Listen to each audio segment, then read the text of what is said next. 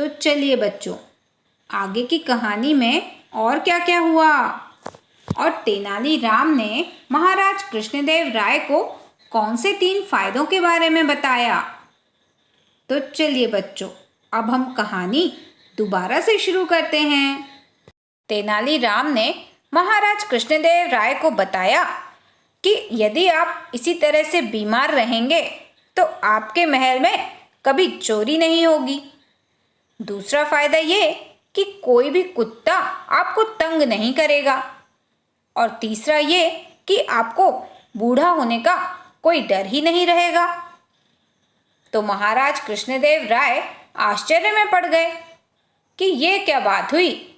मेरे जुकाम और खांसी से चोर, कुत्ते और बुढ़ापे का क्या संबंध है।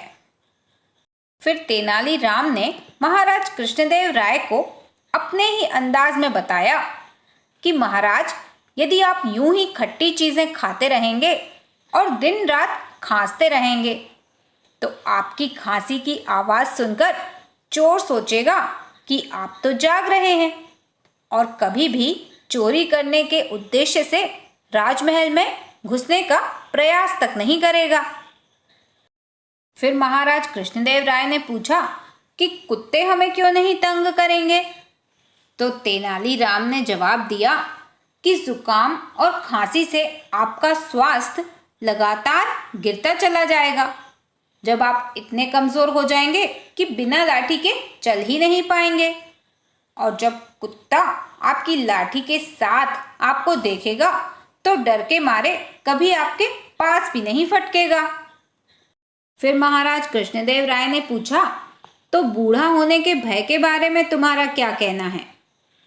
तो तेनालीराम ने कहा कि महाराज, जब आप हमेशा बीमार ही रहेंगे तो कभी बूढ़े ही नहीं होंगे, क्योंकि आप तो युवावस्था में ही मर जाएंगे। इसलिए कभी आपको बूढ़ा होने का डर ही नहीं रहेगा। तो तेनालीराम से इन तीनों फायदों को सुनने के बाद महाराज कृष्णदेव राय समझ गए कि अब उन्हें अचार, दही और खट्टी चीजों से परहेज कर ही लेना चाहिए। तेनालीराम की बात मानकर महाराज कृष्णदेव राय ने कुछ समय तक खट्टे पदार्थों से परहेज कर लिया और कुछ ही दिनों में वो पूरी तरह से स्वस्थ हो गए। तो बच्चों, मोरल ऑफ द स्टोरी ये है कि जब भी कभी आप भी बीमार होते हैं तो आपको भी डॉक्टर का कहना मानना चाहिए।